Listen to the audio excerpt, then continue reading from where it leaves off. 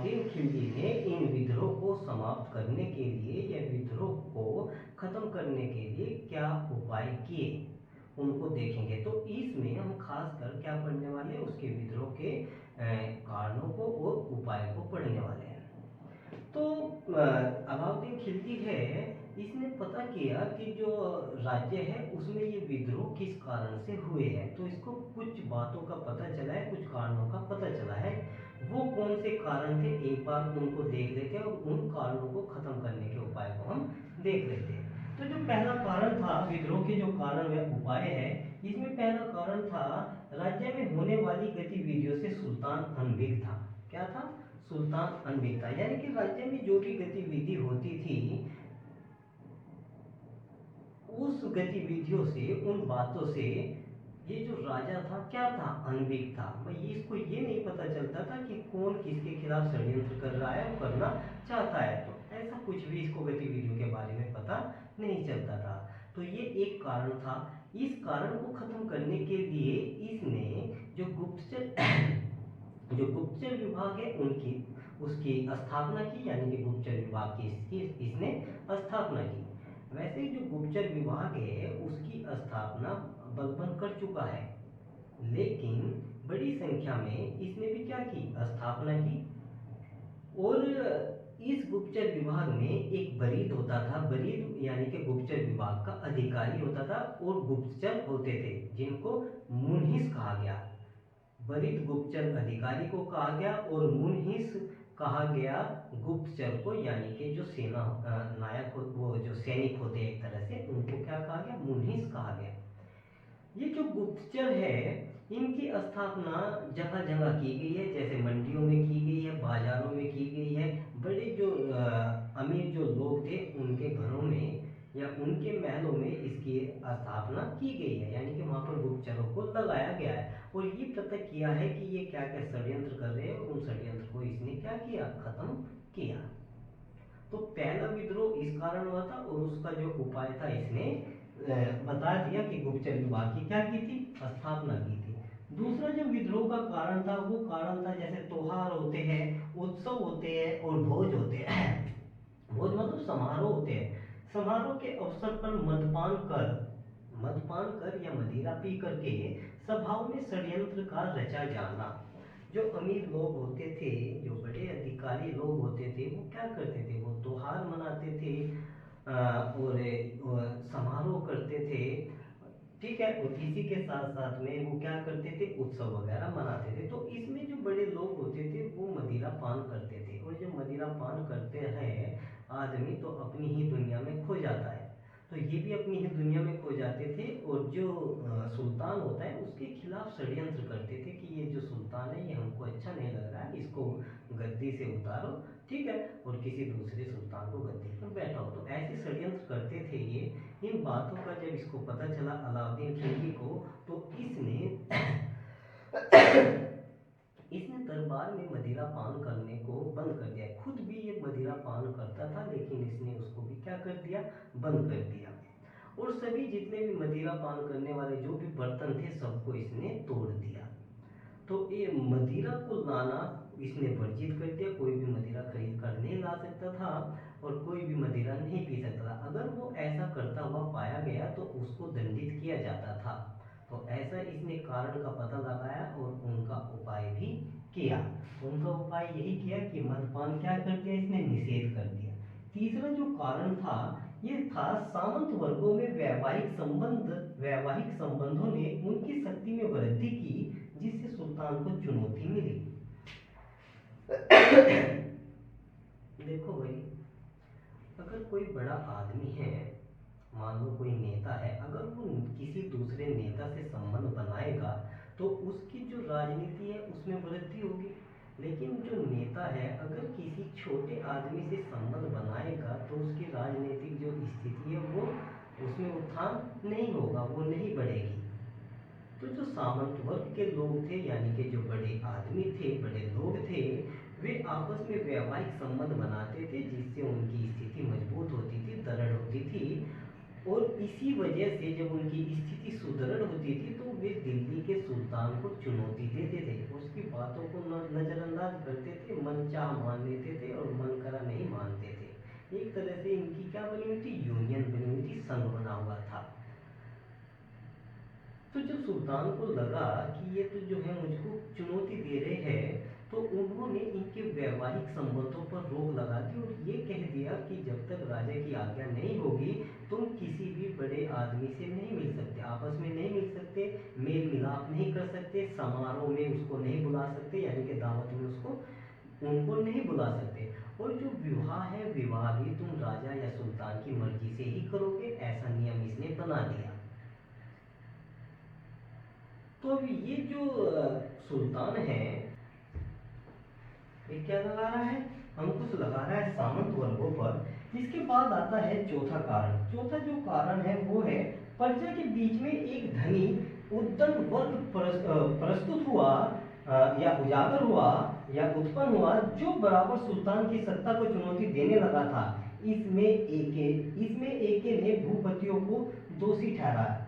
भाई जो ये थे, जो धनी लोग थे, जो धनी लोग थे उन्होंने क्या किया, प्रजा के बीच में एक धनी एवं उद्दंड वर्ग पैदा हुआ, यानी कि जो जनता थी उनके बीच में धनी लोग भी तो रहते थे, ऐसे अमीर लोग रहते थे, मलिक लोग रहते थे। ये इन्होंने इनके पास बड़ी बड़ी इक्ताएं थी, भूमि थी, तो ये कैसे थे, अमीर लोग थे, और ये इनकी शक्ति इतनी बढ़ गई थी कि इन्होंने प्रजा को धन का लालच देकर अपने में मिला लिया था, और इसी वजह से ये दिल्ली का जो सुल्तान था उसको चुनौती देने लगे थे, उसके खिलाफ ये जाने लगे थे। तो ये जो अलाउद्दीन खिलजी था, इन्होंने इनकी संपत्ति को हड़प लिया। इन्होंने क्या किया, इनकी संपत्ति को हड़प लिया, जो बड़े अधिकारी थे उनकी पेंशन को भी इसने क्या कर लिया, छीन लिया। इनके पास जो भी सोना चांदी वगैरह रखा हुआ था उन सबको अलाउद्दीन खिलजी ने अपने पास रख लिया। तो कहते हैं कि इस समय जो अमीर मलिक लोग थे या कुछ बड़े अधिकारी थे जो सुल्तान के स्वामी भक्त थे, कैसे थे, जो स्वामी भक्त थे यानी कि सुल्तान को मानने वाले थे, सुल्तान के करीबी थे, उनको छोड़ करके बाकी जो भी आदमी थे उनके पास सोना नहीं रहा था। इन्हीं लोगों के पास सोना रहा था या चांदी, जो भी आभूषण थे इन्हीं लोगों के पास रहते जो अलाउद्दीन खिलजी के करीबी थे। इस बात का वर्णन जियाउद्दीन बर्नी करता है। तो इनकी संपत्ति को क्या किया था, इसने हड़प लिया था, और इसी ये जो चार मुख्य कारण थे, इन्हीं कारण से सल्तनत में एक विद्रोह पैदा हुआ था जिनको इसने दबाया था। तो आपसे क्वेश्चन ऐसे ही कर सकता है कि ये जो विद्रोह थे, अलाउद्दीन खिलजी के समय के विद्रोह जो थे उनका क्या कारण था, अपने उत्तर की विवेचना कीजिए। तो इस तरह के कारण आप वो इस तरह के प्रश्न आपसे कर सकता है। इसके बाद आता है जो अलाउद्दीन खिलजी थे, अलाउद्दीन खिलजी के समय में जो मंगोल आक्रमण हुआ था, वो मंगोल आक्रमण किस मंगोल नेता के नेतृत्व में हुआ था, और उसमें अलाउद्दीन ने अपनी तरफ से किन सेनापतियों को भेजा था विद्रोह को समाप्त करने के लिए। दिल्ली सल्तनत में अलाउद्दीन खिलजी के समय में ही सबसे ज्यादा मंगोल आक्रमण हुए थे। अब यहाँ पर एक बात सोचने वाली है, आप भी सोच रहे होंगे कि ये मंगोल आक्रमण आखिर क्यों हुए थे, क्या इनका कारण था, क्या ये धन की लालसा में आक्रमण कर रहे थे, क्या ये अपने साम्राज्य का विस्तार कर रहे थे, वो कौन सा कारण था जिस कारण से मंगोलों ने आक्रमण किया। तो आपको पता है जलालुद्दीन जो था, जलालुद्दीन फिरोज खिलजी, उसने उलूग खां मंगोल नेता जो था उसको दिल्ली में बसने की अनुमति दी थी। जलालुद्दीन ने उलूग खां और उसके 400 समर्थकों के साथ में दिल्ली में बसने की अनुमति दी थी। तो जहाँ पर वे बसे थे उस स्थान को मंगोलपुरी कहा गया, और इन मंगोलों को नव मुस्लिम के नाम से या नवीन मुसलमान के नाम से जाना गया। जब जलालुद्दीन की ये हत्या कर देता है अलाउद्दीन खिलजी, तो आप ही बताइए, जो जिनको इसने संरक्षण दिया था तो वे तो चुप बैठने वाले नहीं है ना अब। क्योंकि जिस अलाउद्दीन खिलजी ने उलूग खां के सर पर छत रखी थी या छत दी थी, रहने के लिए स्थान दिया था, खाने पीने के लिए राशन दिया था और रोजगार भी इसने दिया था उनको, तो वे इसी को तो भगवान मानते थे अपना, जलालुद्दीन को। तो जब जलालुद्दीन की ये हत्या कर देता है तो उसी का बदला लेने के लिए मंगोल आक्रमण होते हैं। उसी का बदला लेने के लिए क्या होते हैं, मंगोल आक्रमण होते हैं, यही इसका मुख्य कारण था। तो पहला, इसमें मुख्यतः जो मंगोल आक्रमण हुए हैं वो 6 आक्रमण हुए हैं। कितने हुए हैं, 6 आक्रमण हुए हैं। इन 6 आक्रमणों का नेतृत्व किस किसने किया और इसमें अलाउद्दीन की जो स्थिति है वो कैसी रही है, पराजय की रही है या अपराजय की रही है, इन सबको हम एक बार देख लेते हैं। तो जो पहला आक्रमण है, अलाउद्दीन खिलजी के समय का जो पहला आक्रमण है, वो पहला आक्रमण 1297-98 में होता है। और ये दवा खां का जो सेनापति होता है, मंगोल नेता एक दवा खां होता है, दावा खां, उसका जो सेनापति होता है कादिर खां। कादिर खां के नेतृत्व में अलाउद्दीन खिलजी के समय में पहला मंगोल आक्रमण होता है, याद रखना। और ये जो मंगोल आक्रमण है, ये जूनल मंजोर पंजाब में पड़ता है। जूनल मंजोर एक जगह है पंजाब में, वहां पर होता है। लाहौर और अमृतसर के बीच में एक स्थान है जूनल मंजोर, वहां पर 1297-98 में एक आक्रमण होता है मंगोलों के विरुद्ध, जो कादिर खां के नेतृत्व में होता है। इस समय जो अलाउद्दीन है वो अपने 2 सेनापतियों को भेजता है, जिनका नाम है उलूग खां और जफर खां। ये दोनों ही शक्तिशाली सेनापति है, इसके याद रखना। इन दोनों सेनापतियों को भेजता है और इसमें जो है मंगोल क्या हो जाते हैं, पराजित हो जाते हैं। और कहते हैं कि 20,000 के आसपास मंगोल इसमें मारे जाते हैं। मंगोलों का इसमें कत्लेआम होता है। कादिर खां की भी इसमें क्या हो जाती है, हत्या हो जाती है। कुछ को बंदी बनाकर लाया जाता है राजा या सुल्तान के सामने, अलाउद्दीन के सामने, और वहां पर ये इनको जनता के सामने ही इनका क्या करता है, कत्ल करता है, जिससे कि जनता में अलाउद्दीन का भय ऐसा ही बना रहे। इसके बाद जो दूसरा आक्रमण होता है वो 1299 ईस्वी में होता है। कब होता है, 1299 ईस्वी में होता है। ये जो आक्रमण होता है ये सल्दी के नेतृत्व में होता है, जो सल्दी मंगोल नेता है उसके नेतृत्व में ये आक्रमण होता है। और इस समय जो सेनापति होता है वो जफर खां होता है, बस और कोई सेनापति इस विद्रोह को दबाने नहीं जाता। सिर्फ कौन जाता है, जफर खां जाता है। जफर खां इसको विद्रोह को दबाने के लिए जाता है। लेकिन इस समय जो उलूग खां है और नुसरत खां है, जो उलूग खां है और जो नुसरत खां है, वे गुजरात अभियान में चले जाते हैं। गुजरात में भी क्या होता है, अभियान होता है, विद्रोह होता है, तो वे वहां चले जाते हैं। तो कहते हैं कि ये जो जफर खां है ये सल्दी को पराजित कर देता है। पराजित करने के बाद में कहते हैं कि अलाउद्दीन खिलजी इसकी इस विजय से इतना खुश होता है, इतना खुश होता है कि वो गुजरात की विजय को ही भूल जाता है, जो उलूग खां और नुसरत खां ने की है। वो गुजरात की विजय इस विजय के सामने मायने नहीं रखती। तो ये क्या करता है, ये जीत जाता है। जफर खां की इस विजय से एक खां आशंकित भी होने लगता है। क्या होने लगता है, आशंकित होने लगता है, क्योंकि अकेला सेनापति जा रहा है जफर खां, और जो मंगोल आक्रमणकारी है, जो पहले से ही लड़ाकू प्रजाति के हैं, बहुत ही ताकतवर है, उनसे ये जीत रहा है, अपनी शक्ति बढ़ा रहा है। तो इस शक्ति को देख करके अलाउद्दीन खिलजी आशंकित हो जाता है कि कहीं ये मेरा वध करके दिल्ली सल्तनत की गद्दी हासिल ना कर ले। तो जफर खां से ये क्या करने लगता है, मन ही मन में ईर्ष्या करने लगता है, और ये जो उलूग खां है ये भी इससे नफरत करने लगता है। इस युद्ध में कादिर खां की क्या कादिर खां की मृत्यु हो जाती है, यानी कि हत्या इसमें हो जाती है। तो उलूग खां भी इससे ईर्ष्या करने लगता है। अब जब जफर खां से अलाउद्दीन आशंकित हो जाता है तो जाहिर सी बात है, अब अलाउद्दीन खिलजी इसको माफ करने वाला नहीं है। क्योंकि उसको पता लग गया है कि ये जो है आगे चल करके मेरे लिए चुनौती बनेगा, तो क्यों ना इसको पहले से ही रास्ते से हटा दिया जाए। तो वो रास्ते से हटाने की तरकीब सोचता है इसको, और वो तरकीब अब आगे आने वाली है। इसके बाद तीसरा जो आक्रमण होता है वो भी 1299 में होता है, लेकिन लास्ट 1299 में होता है, यानी कि 1299 के अंत में।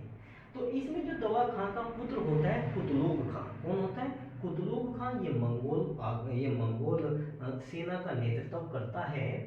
और अलाउ मुल्क ने, देखो जब ये मंगोल आक्रमण करते हैं कुतलुग खां के नेतृत्व में, तो इस समय जो इसका वफादार मित्र होता है अलाउद्दीन खिलजी का, अलाउ मुल्क, जिसमें सिर्फ वही एक ऐसा व्यक्ति हो जिसमें ये साहस होता है कि वही अलाउद्दीन खिलजी या सुल्तान को कुछ भी कह सकता है, परामर्श दे सकता है, अच्छा या बुरा क्या है वो बता सकता है। तो ये कहता है अलाउ मुल्क अलाउद्दीन खिलजी को कि साहब ऐसा है, इस युद्ध को आप किसी भी तरह टाल दीजिए। जो मंगोल नेता है इनको आप धन का लालच दे करके इस युद्ध को टाल दीजिए। लेकिन ये जो अलाउद्दीन खिलजी है अलाउ मुल्क के प्रस्ताव को ठुकरा देता है। और अलाउद्दीन खिलजी, देखो अलाउद्दीन खिलजी खुद नुसरत खां, अकद खां, जफर खां, उलूग खां, याद रखना इन सभी को। अलाउद्दीन खिलजी, नुसरत खां, अकद खां, जफर खां, उलूग खां, इनके इनको साथ लेकर के खुद के नेतृत्व में इस विद्रोह के लिए चल पड़ता है। तो एक बड़ी सेना तैयार करता है और उस सेना को इस तरह से वो सजाता है कि जो मध्य का भाग है, मध्य के भाग में तो रखता है वो अपने आप को और नुसरत खां को, और जो सेना का जो बायां पक्ष है, जो बायां पक्ष है उसमें रखता है उलूग खां को, और जो दायां पक्ष है उसमें किसको रखता है? जफर खां को, और पीछे की तरफ किसको रखता है? अकद खां के। ठीक है, तो इन सभी सेनापतियों को ये अपने चारों तरफ रखता है और इसी पोजीशन में ये रखता है, और तब ये आक्रमण करता है। तब ये क्या करता है? आक्रमण करता है। कहते हैं इसमें, इसकी सेना में अधिकांश लोग हिंदुस्तानी थे, और हिंदुस्तानियों, जो हिंदुस्तानी थे वो सिर्फ हिंदुओं के साथ ही युद्ध करने की कला को जानते थे। मंगोलों के साथ युद्ध करने की कला उन पे नहीं आती थी, और यही बात अलाउ मुल्क ने अलाउद्दीन को समझाई थी कि हमारे सैनिक इतने दक्ष या निपुण नहीं है कि मंगोल के साथ आक्रमण कर सके। लेकिन इन सभी बातों को, इन सभी प्रस्ताव को अलाउद्दीन खिलजी ने ठुकरा दिया और खुद सेना का नेतृत्व किया और युद्ध के लिए चल पड़ा। तो कहते हैं कि जफर खान ने कहते हैं कि ये युद्ध इतना भयंकर हुआ कि इसमें कुतलुग खां क्या हुआ? पराजित होता हुआ नजर आया, और कुतलुग खां वापस भागने लगा। जब ये वापस भागने लगा तो जो जफर खां था, जो अलाउद्दीन खिलजी के लिए चुनौती बना हुआ था, वो इसका पीछा करते हुए चल दिया। जब पीछा करते हुए चल दिया तो जैसे ही जफर खां इसके पीछे चला तो अलाउद्दीन खिलजी ने कहा अपनी सेना को हाथ रोक करके कि रुक जाइए, अब आप आगे मत जाइए। तो कुछ ही सैनिक जफर खां के साथ गए थे। तो जब जफर खां उसका पीछा कर रहा था कुतलुग खां का, तो उधर से एक और सेनापति आता है जिसका नाम होता है तारगी। क्या नाम होता है? तारगी। तारगी भी अपनी सेना को लेकर के आता है, और तारगी इस समय चारों ओर से जफर खां को घेर लेता है।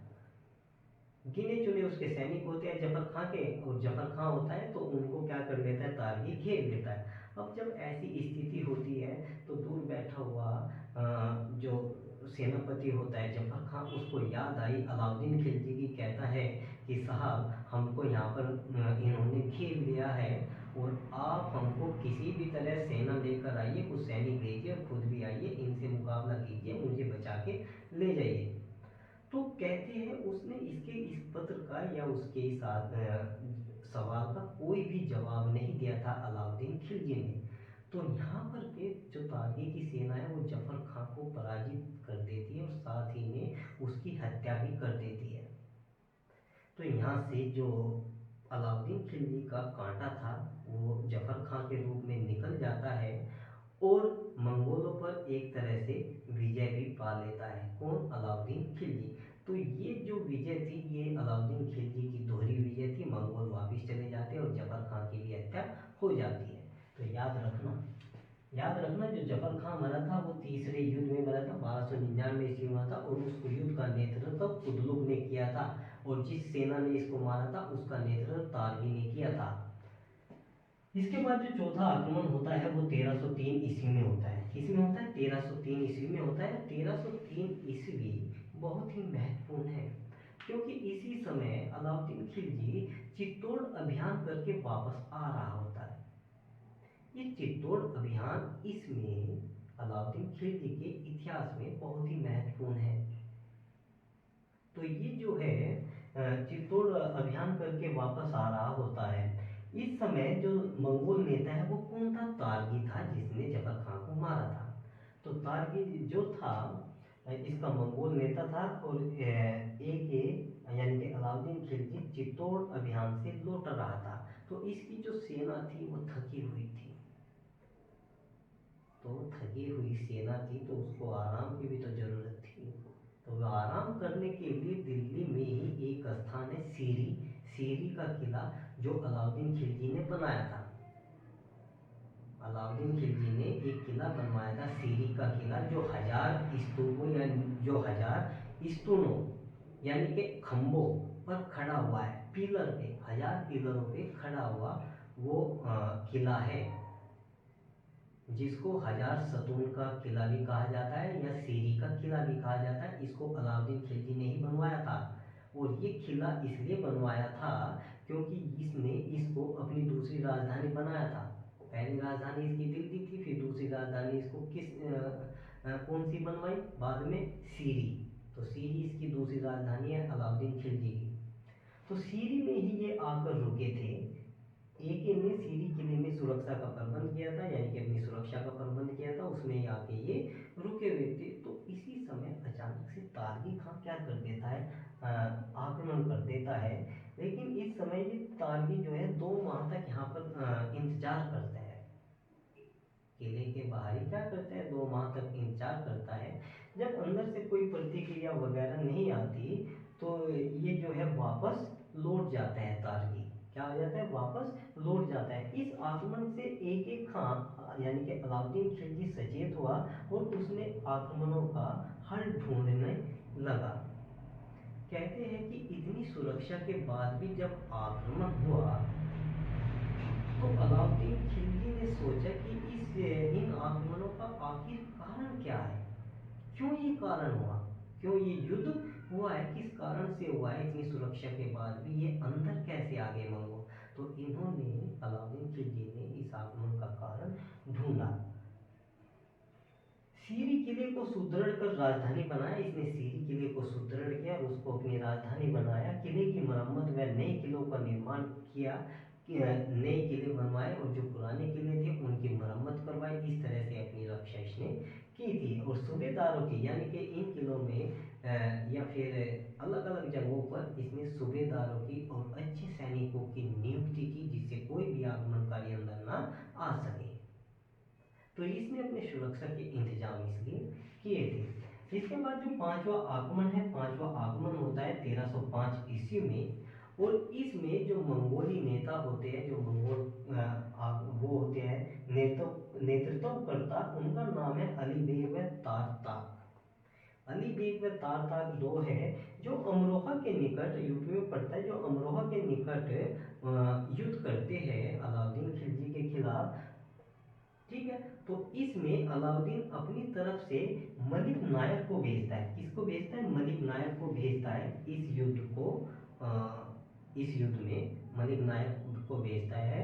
और कहते हैं कि इसमें जो मलिक नायक है वो विजय हो जाता है, विजय प्राप्त कर लेता है, और अली बेग और तारताक को अलाउद्दीन खिलजी के सामने पेश करता है, और अलाउद्दीन इन दोनों की हत्या कर देता है। इन दोनों की क्या करता है? बाद में दोनों का कत्ल कर दिया जाता है। इसका जो छठा आक्रमण है, ध्यान से देखना, इसका जो छठा आक्रमण होता है, छठे आक्रमण जो होता है ये 3 बार होता है, यानी कि 3 लोगों के नेतृत्व में इसको भेजा जाता है। पहला जो नेतृत्व है वो पहला जो अभियान है वो किसके नेतृत्व में भेजा जाता है? काबुक के, ये मंगोल नेतृत्व करता थे, काबुक के नेतृत्व में इसको भेजा जाता है। जो दूसरा आक्रमण है वो किसके नेतृत्व में होता है? इकबाल और मंद, इकबाल मंद, पूरा नाम इसका क्या है? इकबाल मंद के नेतृत्व में होता है। और जो तीसरा नेतृत्व है वो है ताइबो।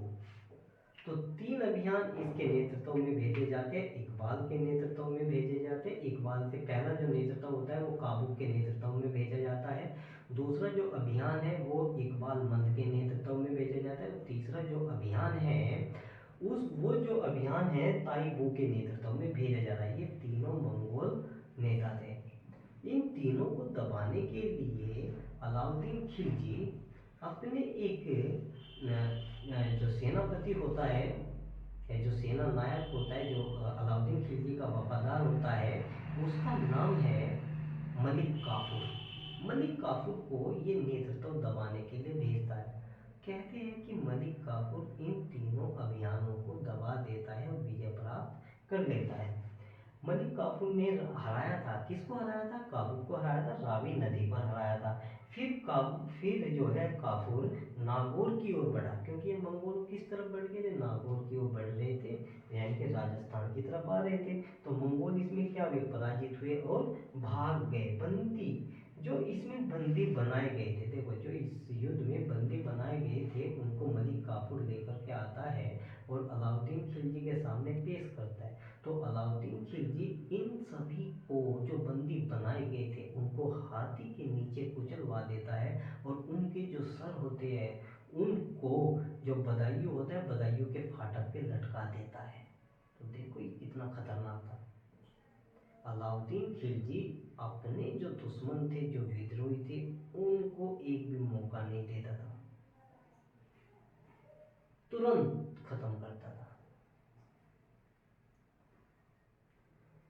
इसी के साथ में सिर को बदायूं के फाटक के सामने क्या कर दिया? लटका दिया। और ये मुख्य रूप से 6 मंगोल आक्रमण थे जो आपके सामने हैं। इससे ज़्यादा आपको नहीं पढ़ना है, मैं फिर कह रहा हूँ इससे ज़्यादा आपको नहीं पढ़ना है। इतना पढ़ लोगे तो बहुत है, बहुत ज़्यादा पढ़ लिया ये समझ लो।